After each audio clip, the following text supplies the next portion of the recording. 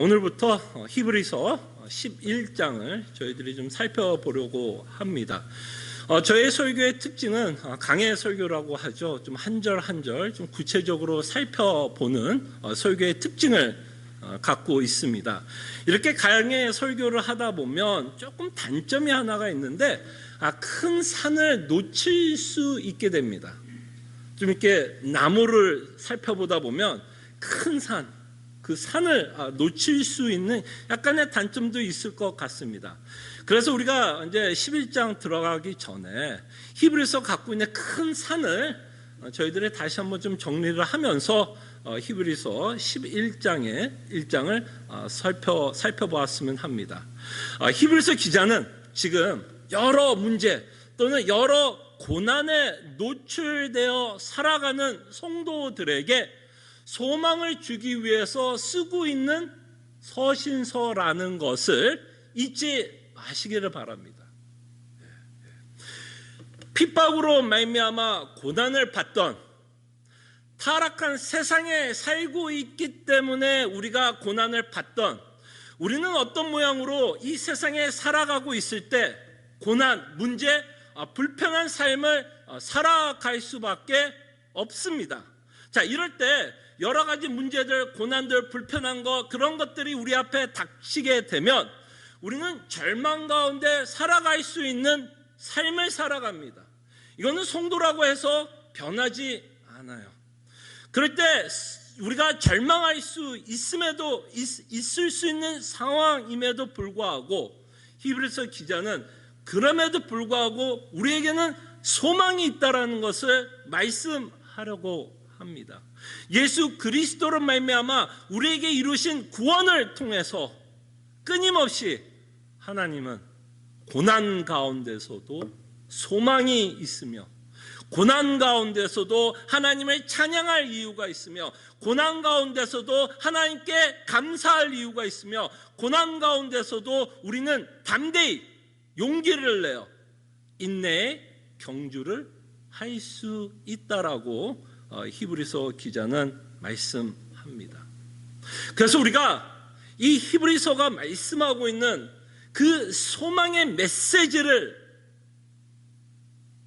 맺기 위해서, 소망의 메시지라는 열매를 맺기 위해서 우리는 반드시 예수 그리스도로 말미암아, 그로 말미암아 우리에게 주어진 구원에 대한 확실한 인식을 갖고 있어야 돼요. 그냥 믿습니다로 우리가 닥치는 고난을 이길 수는 없어요. 정말 그리스도로 말미암아 우리에게 허락한 복음에 대한 확실한 인식이 있을 때 그 인식은 우리로 하여금 확신을 갖게 합니다. 그 확신은 우리로 소망하게 합니다.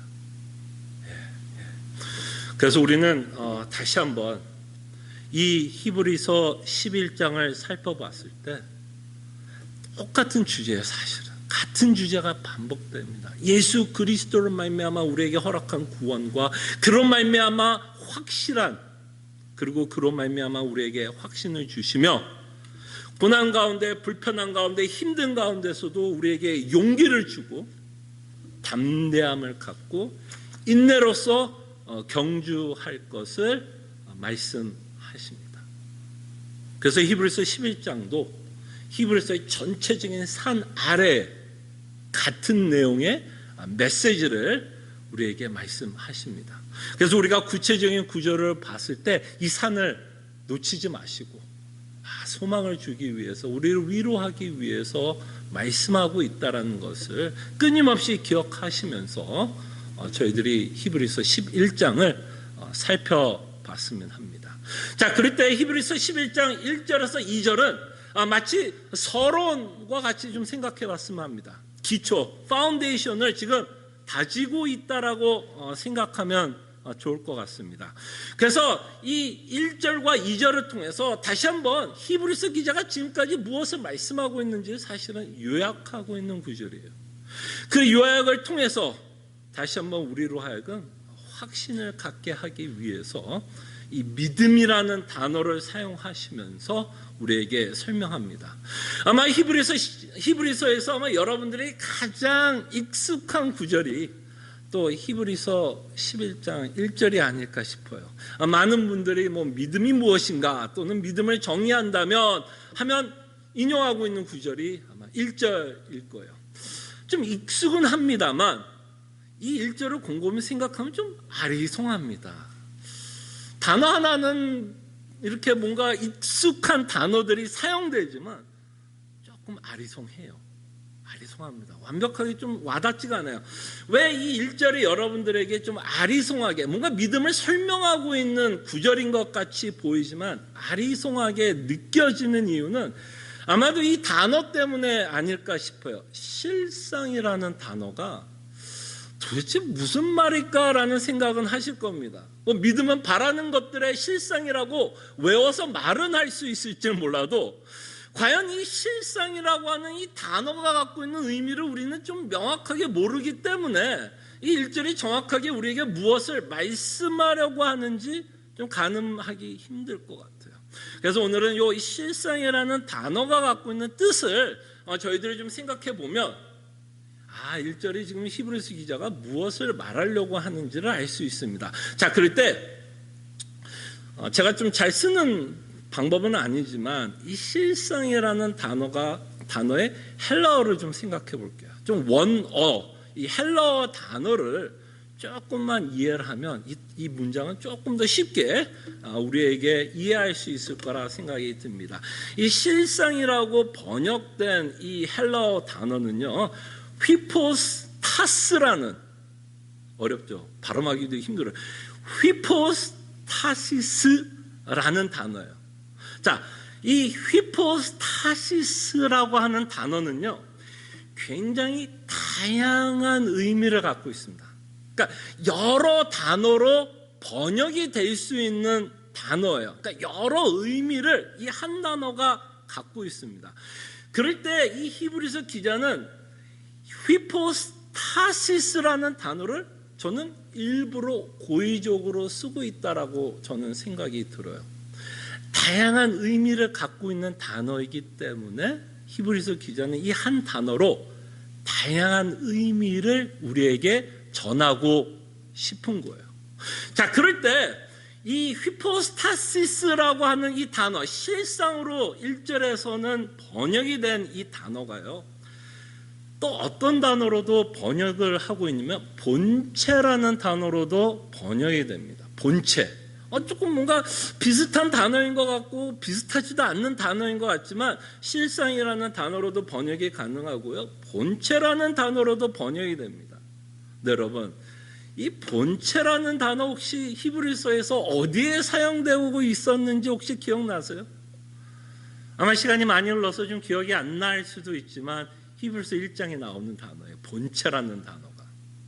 그 단어가 똑같은 이 실상이라고 하는 헬라어 단어예요. 자, 그럼 제가 읽어드리겠습니다. 이 본체라는 단어가 히브리서 1장 3절에 나옵니다. 주보를 한번 보세요. 그리고 제가 밑줄도 쳐놨죠. 자, 히브리서 1장 3절에 보면 이는 하나님의 영광의 광채시요 그 본체의 형상이시라 해서 이 본체라는 헬라어 단어가 휘포스타시스라는 같은 단어예요.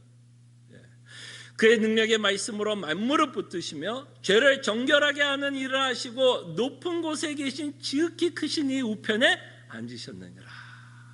그래서 이 1절과 3절에서 그 본체의 형상, 누구를 뜻하면서 히브리서 기자가 쓰고 있는 거죠. 이 본체라고 하는 이 단어를 통해서 누구를 생각하면서 쓰고 있는 거예요?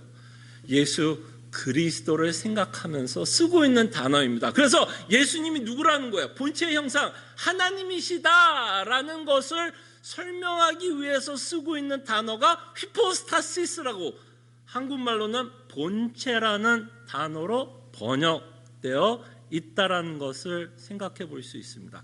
그러면 이 단어가 히브리서 기자가 1장 3절에서 본체라는 단어를 사용하는 것을 보면서 그 본체가 예수 그리스도를 뜻하면서 쓰고 있다면, 이 히브리서 기자는 이 같은 단어의 휘포스타시스라고 하는 단어를 지금 11장 1절에서 쓰고 있다면 지금 히브리서 기자는 누구를 생각하면서 이 단어를 쓰고 있는 걸까요? 예수님을 생각하면서 이 단어를 쓰고 있다라는 겁니다. 그래서 이 실상이라는 단어가 굉장히 추상적이라는 단어로 우리에게 들릴 수 있지만 히브리서 기자는 실상이라는 단어, 휘포스타시스라고 하는 단어를 사용하면서 누구를 생각하면서 지금 쓰고 있냐면 예수님을 생각하면서 쓰고 있다라고 생각하시면 됩니다. 그러면 지금까지 우리가 살펴본 내용을 조금 의역을 하자면 1절의 내용은 이거죠. 믿음은 예수님을 바라보는 것. 믿음은 예수님을 바라보는 것. 실상이 예수님이라면 믿음은 예수님을 바라보는 것. 자, 이 말을 함으로써 여러분, 히브리서 기자는 우리에게 뭐를 생각하게 하게끔 하기 위해서 이 말을 쓰고 있을까요? 지금까지 자신이 말했던 예수 그리스도를 바라보라는 거예요. 지금 히브리서 1장부터 10장까지 누구 이야기했어요? 그 실상이며 본체이신 예수 그리스도에 대한 이야기를 하신 거 아니에요. 그래서 이 실상이라는 단어 하나를 통해서 지금 히브리서 기자는 지금까지 자기가 예약한 모든 것을 한 단어로 지금 요약하려고 하고 있다는 것을 보게 됩니다. 그래서 예수 그리스도를 바라보아야 한다라는 이 말은 다시 좀 풀어서 말씀하면 지금까지 히브리서 1장부터 10장까지 말씀한 그 예수 그리스도를 바라보는 것이 믿음이다 라고 지금 히브리서 기자는 말씀합니다. 그래서 여러분 기억나시죠? 예수 그리스도 1장부터 10장까지 내용을 잠깐만 요약하자면 성부는 영원전부터 예수 그리스도를 준비하셨고 그 준비되면서 성자 예수님은 성부께서 계획한 구원을 이루시기 위해서 육신의 몸을 갖고 이 땅에 오셨으며 육신의 몸을 입고 이 땅에 오셔서 대제사장의 직분을 행하시사 자신이 희생제물이 되어 십자가에 죽으심으로써 그 죽음을 통해서 새 언약을 반포하시며 그 새 언약이 갖고 있는 최고의 은혜, 최고의 특혜가 있다면 그 그리스도로 말미암아 하나님은 우리의 죄를 다시는 기억하지 않겠다라는 약속을 예수 그리스도로 받아내십니다. 그리고 그 예수 그리스도는 우리에게 죄의 용서뿐만 아니라 예수 그리스도께서는 승천하시며 하나님 우편에 앉아 계시며 우리를 위해서 영원한 거처를 만드셨어요. 그래서 성경에 보면 요한복음 14장에 보면 예수 그리스도께서 거처를 만드신다. 요한계시록에 보면 새하늘과 새 땅, 우리에게 좀 익숙한 단어로 쓴다면 천국. 그래서 예수 그리스도로 말미암아 히브리서의 언어로 쓴다면 영원한 안식을 우리에게 주시기 위해서 그는 우편에 앉아 계시고 우리는 이 땅에 살아가면서 무엇을 소망하면서 살아가는 자였냐면 영원한 안식, 곡하는 것이나 사망이나 우는 것이나 어떤 고난이 없는 그 영원한 안식을 바라보면서 우리는 살아갑니다. 그것이 지금까지 우리가 1장에서 10장까지 바라봤던 예수 그리스도의 복음의 내용이었어요. 근데 여러분 곰곰이 생각해 보세요. 이 예수 그리스도를 바라보게 되면요, 어떤 열매가 생길까요, 여러분? 어떤 열매를 맺을 거라 생각을 합니까? 바로 이 예수 그리스도를 바라보고 그를 믿는다면 우리는 구원받았다라는 확신을 갖게 됩니다. 그죠? 우리의 구원의 확신은 나로 말미암아서 구원이 이루어지는 게 아니라 예수 그리스도께서 새 언약으로 반포하는 것처럼 누가 선포해요? 내가 하나님이 다시는 우리의 죄를 기억하지 않겠다라고 하는 그 새 언약이 갖고 있는 은혜 때문에 우리는 무엇을 확신해요? 구원을 확신하게 됩니다. 그래서 그 예수 그리스도를 바라보는 자들에게는 어떠한 열매를 맺고 살아가게 되냐면 확신이라는 열매를 맺고 우리는 살아갑니다. 근데 재미나는 건 후포스타시스라고 하는 이 단어가 또 다른 의미가 있는데요. 그 단어가 뭔지 알아요? 확신이라는 단어의 의미도 갖고 있어요. 확신이란. 그래서 오늘 뭐 찾아보지는 않았지만 여러분 혹시 집에 가셔서 NIV를 읽으면 한글로는 실상 또는 본체라는 단어로도 번역이 가능하지만 NIV는 이 실상이라고 하는 후포스타시스를 어떤 단어로 번역했는지 알아요? Assurance. Assurance라는 단어로 번역했어요. 이 말을 우리나라 말로 번역한 뭐예요? 확신. 확신. 그러니까 지금 이 히브리서 기자는 후포스타시스라는 단어를 일부러 사용해서 지금까지 히브리서 기자가 말하고 싶은 모든 내용을 이 한 단어에 모여버리는 거야. 다 요약하고 있다라고 생각을 하시면 됩니다. 그래서 이거를 다시 한번 의역을 한다면 이런 거죠. 믿음은 실상이신 예수 그리스도를 바라보는 것이고, 실상이신 예수 그리스도를 바라보는 자들에게는 구원의 확신을 갖고 살아갈 수 있다. 이것이 바로 우리가 익숙한 믿음은 바라는 것들의 실상이라고 하는 의미가 그 내용이라는 것을 생각해 보시면 좋을 것 같습니다. 자, 그럴 때 다시 한번 이 히브리서 기자는 실상이신 예수 그리스도만을 강조하려고 그러는 게 아니에요. 지금은 실상이신 예수 그리스도도 강조하지만 뭐를 더 강조하고 싶으냐면 확신이라는 것도 강조하고 싶은 거예요. 확신. 자, 여러분 곰곰이 좀 생각해 보세요. 자, 제가 말씀드린 것처럼 이 히브리서의 산을 놓치지 말라 그랬죠. 이 히브리서는 누구한테 쓰여지는 책이에요? 그냥 호텔에서 편안하게 놀면서 신앙생활하고 있는 성도들에게 쓰고 있는 편지가 아니에요. 정말 이들은 예수 그리스도를 믿는 것 때문에 어마어마한 핍박 가운데, 지난주에 우리가 살펴봤죠. 감옥에도 갇히고 재산도 빼앗기는 어마무시한 핍박 가운데 이들은 살아갔던 자들이었고, 이런 가운데 이들은 배도의 유혹을 받고 있었던 자들입니다. 자, 그럴 때 왜 다시 한번 히브리서 11장을 우리에게 소개하고 있느냐면, 이 예수 그리스도로 말미암아 뭐하라는 얘기야? 확신하라는 얘기예요. 지금 이들이 배도의 유혹을 받는 수많은 이유가 있겠지만, 이들이 배도의 유혹을 받는 건 이들의 뭐가 연약해졌기 때문에, 이들이 갖고 있었던 확신이 연약해지고 있기 때문에 배도의 유혹을 받고 있다라고 우리는 생각해 볼 수 있습니다. 그래서 객관적인 복음의 내용은 변질되지는 않아요. 그저 실상이신 예수님은 객관적인 변질되지 않는 복음의 약속인데, 무엇은 좀 변질이 될 수 있을까요? 성도 안에 무엇은 조금 변할 수 있을까요? 확신은 변할 수 있어요. 어쩔 때는 확신이 강할 수도 있고요. 어쩔 때는 확신이 약해질 수도 있습니다. 그럴 때 이들은 지금 뭐가 문제예요? 구원을 안 받았다는 이야기도 아니고, 이들이 예수님을 안 믿는다는 얘기도 아니지만, 그들이 처한 상황 때문에 확신이 지금 약해지고 있고, 그래서 지금 좀 흔들리고 있는 모습 가운데 있다는 것을 보게 됩니다.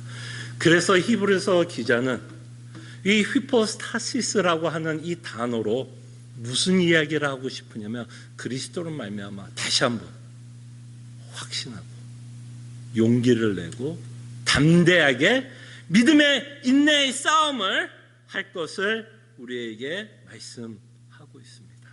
자, 그럴 때 여러분, 우리가 조금만 더 구체적으로 이 확신에 대해서 생각을 해보면, 우리가 믿고 있는 복음은 굉장히 다양한 내용을 품고 있어요. 복음하면 다양한 의미를 갖고 있습니다. 이 말은 뭐냐면, 이 복음이란 것을 통해서 우리에게는 참 다양한 은혜로 다가오며 다양한 은혜가 우리에게 주어져요.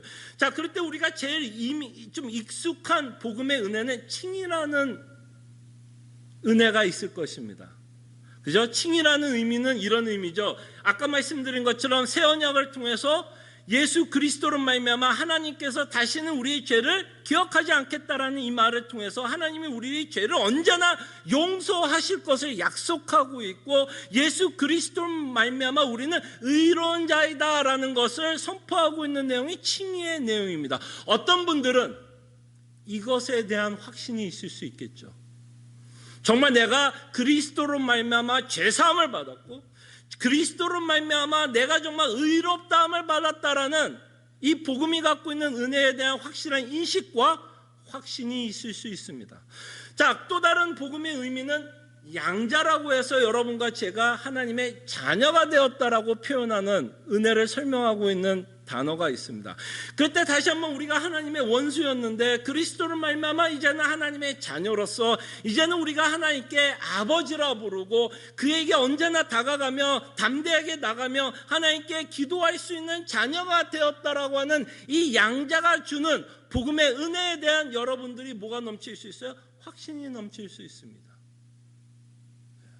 자, 근데 복음에는 이런 내용뿐만 아니라 아까 말씀드린 것처럼 예수 그리스도로 말미암아 우리에게 영원한 안식이 있는 내용도 복음의 은혜 가운데 하나입니다.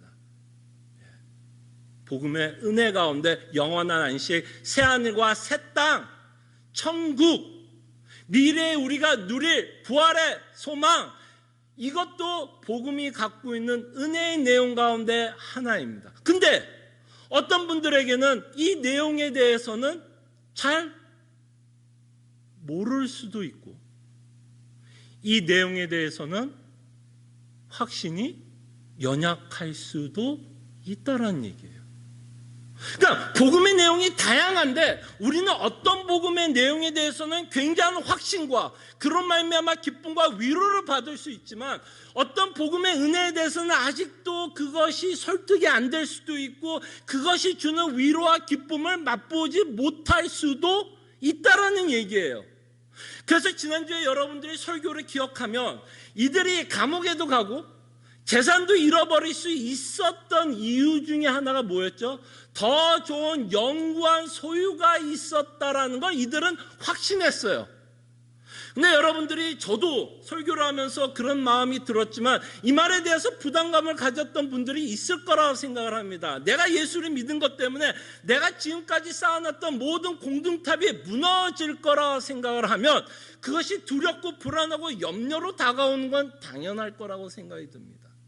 근데 이들이 이것을 견뎌냈던 이유가 뭐였냐면 그들은 뭐에 대한 확신이 있었어요? 그들이 가졌던 예수 그리스도로 말미암은 영구한 소유에 대한 확신이 있었고 우리가 만약에 두려워한다면 염려가 된다면 뭐에 대해서 연약하기 때문에 뭐에 대한 아직은 확신이 없어. 이게 구원을 안 받았다는 이야기가 아니에요. 무슨 얘기인지 알겠죠? 오해하지 마세요.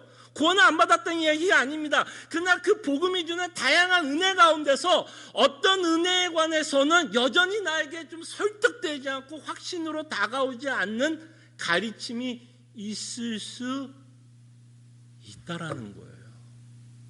그래서 그런 부분이 우리가 인식이 된다면 그런 부분에 대해서 우리가 더욱더 말씀을 통해서 알아가야 한다라는 것입니다.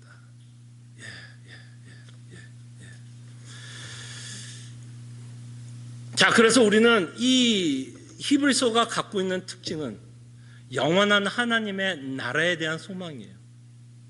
그러니까 이 히브리서가 말씀하려고 하는 그 영원한 나라에 대한 확신이 좀 약하면 히브리서 기자가 우리에게 권면하고 명령하는 것이 우리에게는 굉장한 큰 부담과 염려로 다가올 수 있다라는 거예요.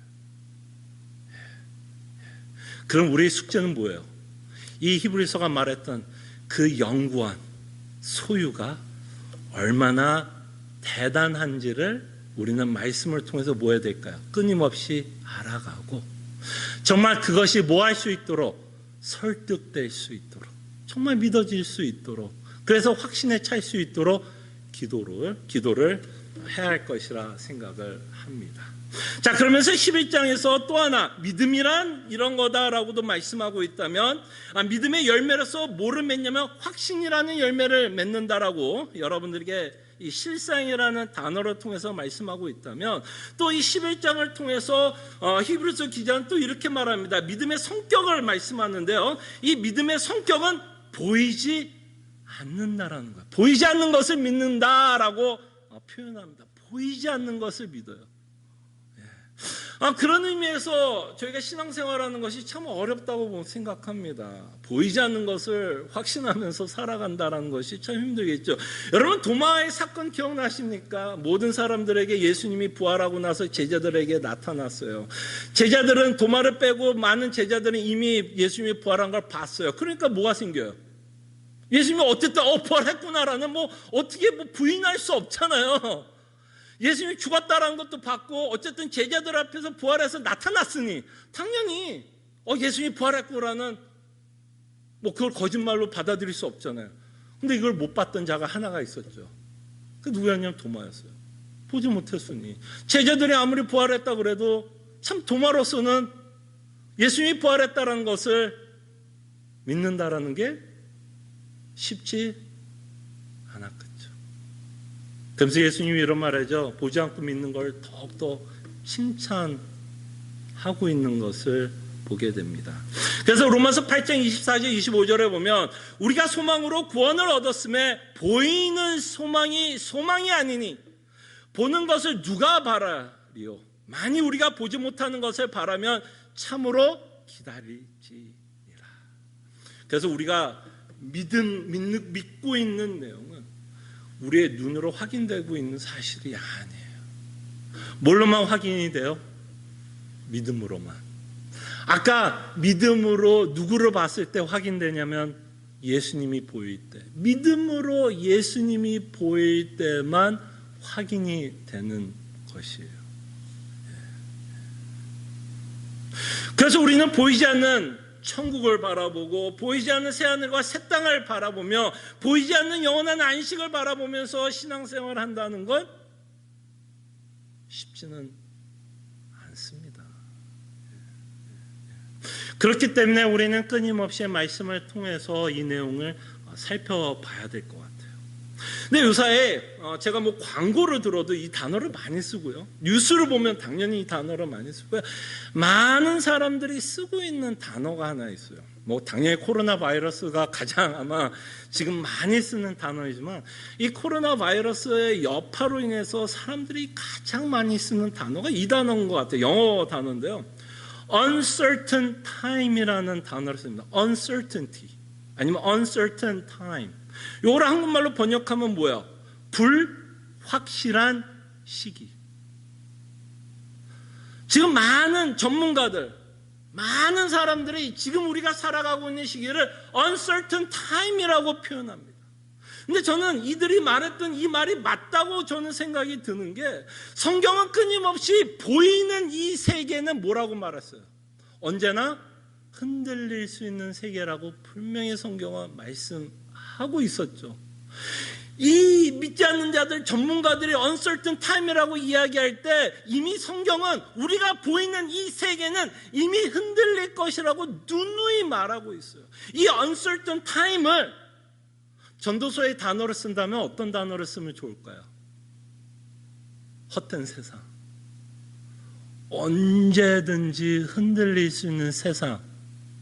언제든지 우리가 살고 있는 세상은 불확실한 시간에 살고 있습니다. 그럼 코로나 바이러스가 해준 건 뭘까요? 여러분 한번 곰곰이 생각해 봅시다. 코로나 바이러스가 우리에게 해준 것이 있다면 성경이 맞다라는 것을 저는 증명한다고 봐요. 원래 uncertain 했어요.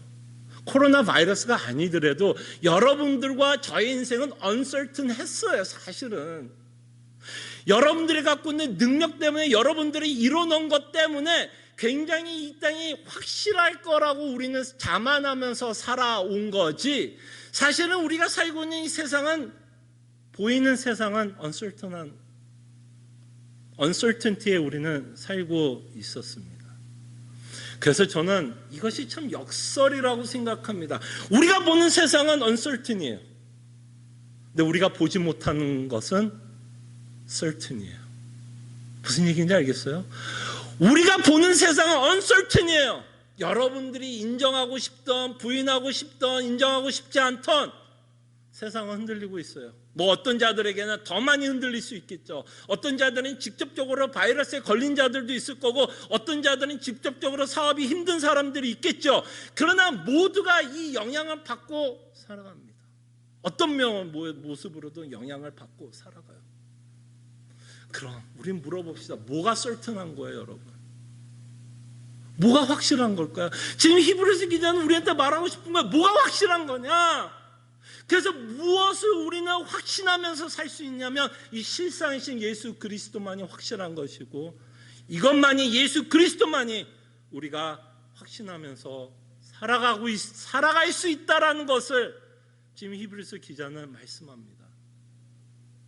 오히려 보이지 않아서 불안한 것이 아니라 이 보이지 않는 것이 믿음으로 확인되고 있는 이 진리가 확실한 것이고, 그래서 우리가 확신할 수 있다는 것을 믿으시기를 바랍니다. 그래서 이제 히브리서 기자가 여러분들이 굉장히 잘 아는 이제 11장을 여러분들이 뭘로 많이 하냐면 hero of faith, 믿음의 영웅들이라는 단어로 여러분들이 굉장히 익숙할 거라고 생각이 듭니다. 그때 첫째 오해하지 마세요. 이들은 영웅이 아니에요. 히브리서 11장에서 여러분들에게 소개하고 있는 자들은요, 영웅이 아니에요. 왜 이들이 영광을 받습니까? 누가 영광을 받아야 돼요? 하나님이 영광을 받아야지 왜 이들이 영웅이 됩니까? 이들도요, 여러분과 저와 똑같은 평범한 사람들이었어요. 똑같은 죄인이었고요, 똑같은 실수 가운데 살았던 자들입니다. 그러나 그들은 실상이신 예수 그리스도의 약속을 믿었고, 그 믿음 때문에 확신이라는 열매를 맺고 살았던 자들입니다. 그래서 히브리서 기자는 2절에서 이렇게 우리에게 소개합니다. 2절, 선진들이 이로써 증거를 얻었느니라. 이 선진들이 증거하고 있는 자가 있다면 누구를 증거하고 있냐면 실상을 증거하는 거죠. 여러분들에게 말씀드린 것처럼 이 실상을 증거한다라는 말을 저는 신학적인 용어로 여러분들에게 소개했던 단어가 있습니다. 예표라는 단어 혹시 기억나시나요? 예표. 어려운 단어일 수 있지만 이제는 좀 익숙할 거라고 생각이 듭니다. 예표, 예고라고 생각하시면 돼요. 예수 그리스도를 예고했던 자들. 그래서 예표라고 하면 어떤 말이냐면 구약을 통해서 이 예수 그리스도, 실상이신 예수 그리스도를 설명하기 위해서 하나님께서 사용했던 사건들, 인물들 또는 제도들이라고 제가 여러분들에게 설명했습니다. 그럼 이 선진들은 첫째로 어떤 의미로 사용되냐면 실상이신 예수 그리스도를 예표하는 자들이에요. 그래서 우리는 이 선진들을 살펴보면 당연히 누구에 대해서 살펴보게 될까요? 예수 그리스도에 관해서 살펴보게 됩니다. 그렇지만 이 히브리서 11장은 우리에게 뭐를 주기 위해서 쓰고 있는 장이냐면 확신을 주기 위한 장이라면, 이 선진들은 이 오시지도 않았던 메시아를 믿었어요. 여러분과 저는 이 선진들에 비하면 어마어마한 특혜를 받고 있습니다. 이들은 보지 못했어요. 정말 믿음으로 약속으로만 받았던 그 메시아를 믿으면서도 그 확신에 찬 삶을 살았고, 그 확신 때문에 그들이 처한 상황 가운데서도 이들은 뭐 하면서 살았냐면 순종하면서 주께서 원하는 삶을 살아냈던 자들을 우리에게 소개하면서 예수 그리스도의 실상이신 예수 그리스도를 믿고 있다면 이 선진들과 같이 우리도 살아야 할 것을 우리에게 말씀합니다. 그렇기 때문에 이들의 삶을 살펴보면 우리에게는 어마어마한 도전을 받게 될 거예요. 나중에 이제 우리가 보겠지만 모세의 사건을 이제 우리가 볼 거야. 그는 금은 보화를 다 애굽에 놓고, 그죠? 금은 보화를 다 놓았대요. 그죠? 왕자로서 편안하게 애굽에서 살 수 있었던 그가 금은 보화 다 내려놓고 예수 그리스도 때문에 누구와 함께 고난을 받아요? 백성들과 함께. 그의 삶을 보면서 다시 한번 우리도, 그죠? 우리도 그리스도의 고난에 동참할 것을 우리에게 말씀하고 있다는 것을 보게 됩니다. 그래서 이 선진들은 믿음 때문에 그들이 대단해서가 아니라 특출나서가 아니라 아브라함이 대단했던 게 아니라 그들이 믿었던 예수 그리스도의 복음 때문에 확신에 찬 삶을 살았고 그 확신 때문에 또 무슨 열매를 맺게 되냐면 순종의 열매를 맺고 살아갔다라는 내용을 저희들이 11장을 통해서 저희들이 살펴볼 것입니다. 그래서 오늘은 서론격으로 1절과 2절을 살펴보면서 다시 한번 우리의 초점은 실상이신 예수 그리스도를 바라봐야 되고 그 그리스도를 바라봤을 때 우리에게 확신이 넘칠 거고 그 확신이 넘칠 때 우리에게는 이 세상에 줄 수 없는 소망을 갖고 살 것이고 그 소망은 비록 우리로 불안하게 하고 염려하는 세상 가운데 살아가는 건 맞지만 그 소망은 우리로 하여금 담대하게 우리로 하여금 믿음의 경주를 하게끔 할 것입니다. 이 시간 우리가 함께 기도했으면 합니다. 몇 가지 좀 기도 제목을 내놓고 좀 기도했으면 합니다. 첫째는 제가 말씀드린 것처럼 복음에는 참 다양한 은혜가 있습니다.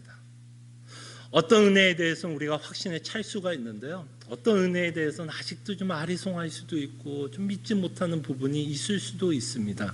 그 부분에 대해서 우리가 좀 정직하게 좀 우리 자신이 좀 점검해 볼 수 있는 시간이 되었으면 하고요. 그 복음이 주는 은혜에 우리가 더욱더 확실하게 확신을 가질 수 있도록 말씀을 상고하고 말씀을 사모할 수 있는 성도가 되었으면 하고요. 두 번째로 좀 기도하기를 원하는 건 어떤 상황 가운데 우리의 확신이 연약해질 수도 있습니다. 여러 가지 이유가 있을 수 있는데 하나는 우리의 무지로 인해서 연약할 수 있어요. 아까 말한 것처럼 어떤 복음의 은혜에 대해서는 우리가 확실하게 잘 몰라서 어떤 우리가 무지 때문에 확신이 연약해질 수도 있습니다. 그래서 하나님의 말씀을 깨달을 수 있도록 계속 기도하시고요. 두 번째는요. 우리의 죄성을 간과하지 맙시다. 우리의 죄성은 여전히 우리를 힘들게 해요. 여전히 그 은혜를 믿지 못하게끔 우리의 죄성은 움직일 때가 참 많습니다. 우리의 죄성은 여전히 보이는 것을 희망하고 소망하며 기뻐하려고 하는 우리의 죄성이 여전히 남아 있습니다. 그래서 그 죄성을 이겨나갈 수 있도록 그래서 보이지 않는 예수 그리스도를 믿고 담대하게 살아갈 수 있도록 기도하고요. 그다음에 이 죄성과 함께 여전히 사탄이 여러분들을 공격합니다. 여러분들이 믿어야 할 확실한 진리를 믿지 못하도록 끊임없이 하나님을 의심하게도 하고요. 세상에 더 먹음직스럽고 보암직하게 속이고요. 마치 세상에 영원할 것 같이 우리를 끊임없이 사탄은 속이려고 합니다. 그래서 여러분들의 확신을 갖는 건요. 저는 영적 전쟁이라고 생각합니다. 정말 사탄은 끊임없이 여러분들을 속이려고 하니까 여러분들의 적을 확실하게 깨닫기를 원하고 그 영적 전쟁에 패배하지 않고 끊임없이 승리하면서 예수 그리스도를 믿고 나갈 수 있도록 저희들이 함께 기도했으면 합니다. 기도하죠.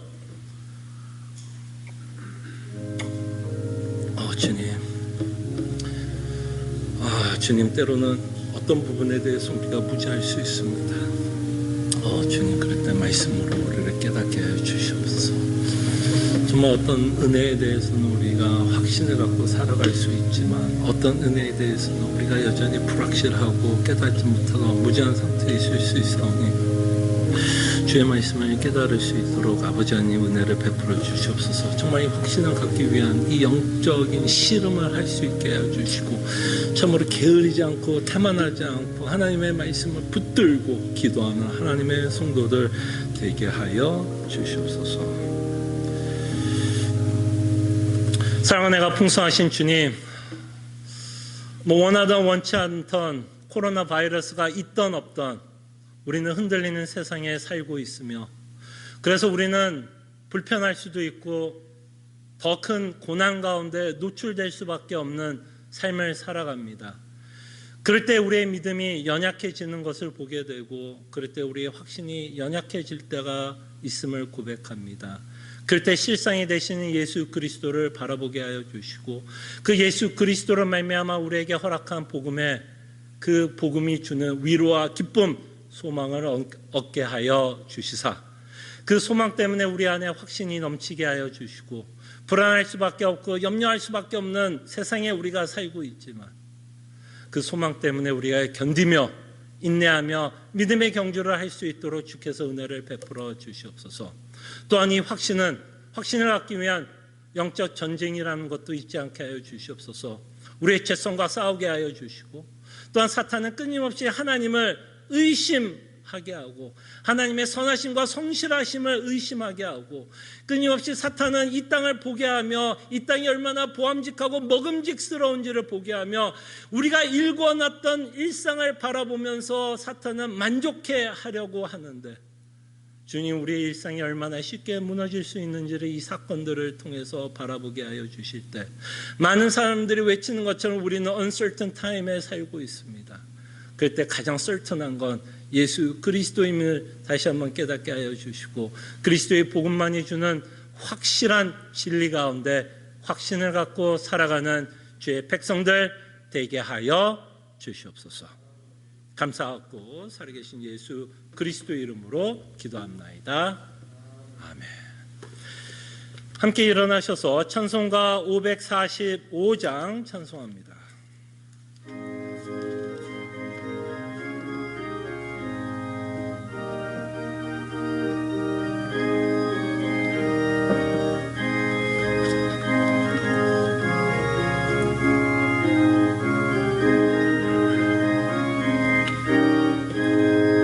이 눈에 아무 증거 아니 배어도 믿음만을 가지고 손을 걸으며 이 귀에 아무 소리 아니 들려도 하나님의 약속 위에 서리라.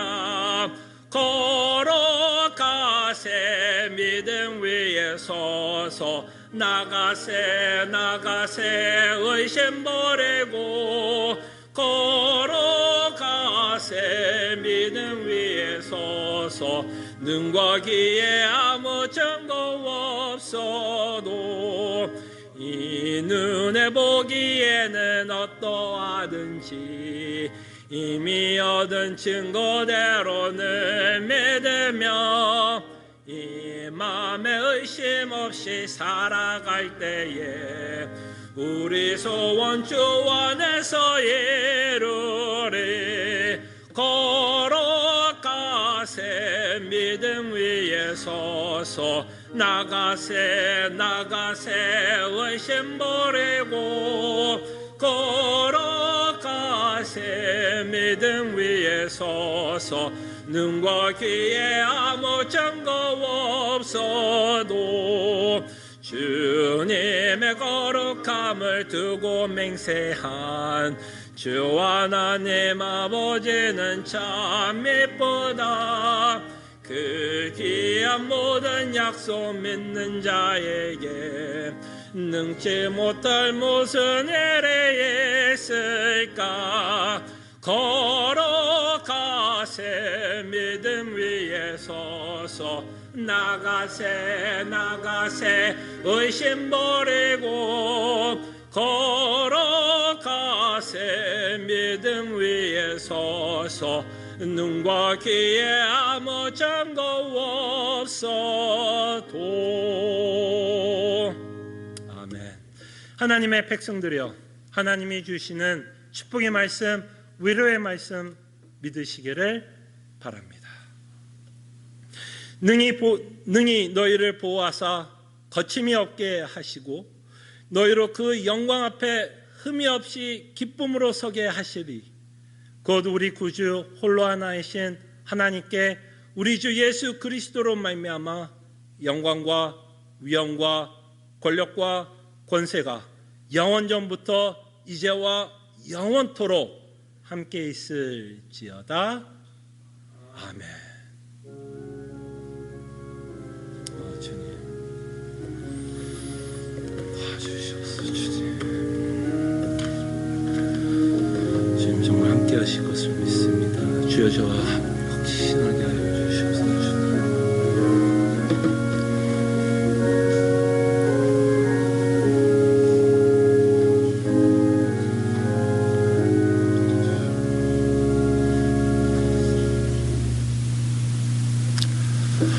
주 예배 또 이렇게 함께 또 모여서 또 예배하는 성도들과 또 영상으로 예배하는 모든 사랑하는 성도님들을 주의 이름으로 환영합니다. 교회 소식은 크게 달라진 것은 없습니다. 다만 저희가 아마 앞으로 이제 5월 달쯤이면 혹시 리오픈하지 않겠나라는 이야기들이 좀 나오곤 있어서 그런 정부에서 어떤 좀 결정을 하는 거를 보면서 아마 당회에서도 이제 우리가 언제 다시 모여서 또 예배할 수 있는지는 그때 가서 저희들이 좀 정하는 것으로 하겠습니다. 계속해서 그렇지만 그때까지는 저희들이 좀 유튜브로 계속해서 좀 예배를 할 것 같습니다.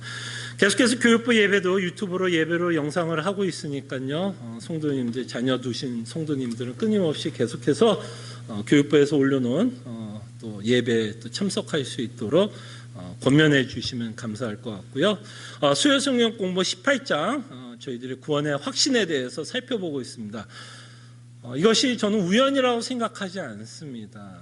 저희들이 오늘 1장 1절을 통해서 살펴본 것 같이 확신에 대해서 저희들이 살펴보고 있는데요. 저희들이 수요일 날에도 구원의 확신에 대해서 살펴보고 있습니다. 제가 여러분들에게 말씀드린 것처럼 구원이 확신이 없어서 여러분들이 구원이 잃어버린다는 이야기는 아닙니다. 근데 여러분들이 구원의 확신이 있다면 그 안에 더 기쁨과 위로와 소망을 갖고 저희들이 신앙생활을 할 수 있는 건 맞는 것 같아요. 그래서 여러분들이 정말 이 성경 공부, 수요 성경 공부에 오셔서 정말 이 구원의 확신이 갖고 있는 이 주제를 가지고 다시 한번 주께서 베풀어 주신 은혜를 저희들이 한번 기억했으면 좋겠고, 아까 말씀드린 것처럼 우리의 확신은 연약할 때도 있는 것 같아요. 그럴 때 이번 주 주제는 언제 우리의 확신이 연약해질 수 있는가에 대해서 살펴보면서 이럴 때 우리가 확신을 얻기 위해서 또 이런 노력도 이런 힘써야 되는 부분도 있겠다라는 생각도 해볼 수 있고, 또 이런 위험성이 있고 이런 또 연약한 모습도 있을 수 있겠다라는 생각을 저희들이 할 수 있을 것 같습니다. 그래서 많은 사랑하는 성도님들, 여태까지 참석하신 분들은 계속 참석해 주시고, 혹시 또 이런저런 이유로 참석하지 못하신 분들은 꼭 이 성경 공부에 참석하셔서 구원의 확신에 대한 내용을 살펴봤으면 합니다. 계속해서 여러분들에게 말씀드린 것처럼 우리는 지금 uncertain time에 살고 있습니다. 이 시기엔 많은 분들이 직접적으로 또는 또 간접적으로 다 영향을 받고 살아가고 있다고 생각이 듭니다. 그래서 혹시 여러분 가운데 좀 힘든 일이 겪고 있는 성도들이 있다면 저한테 직접 연락해 주시고, 또 이것을 직접 이야기하는 것이 쉽지 않을 때도 있습니다. 그럼 꼭 소문이라도 좀 내주세요. 제 귀에 들어올 수 있도록, 당회에 들어올 수 있도록 그 소문이. 그래야 여러분들을 위해서 저희들이 또 기도할 수도 있고, 또 교회에서 또 직접적으로 좀 도와줄 수 있는 일을 할 수 있으니까요. 혼자만 힘들어하지 마시고 함께 나누면서 고통을, 아픔을 좀 나누는 교회가 되기를 원합니다. 감사합니다.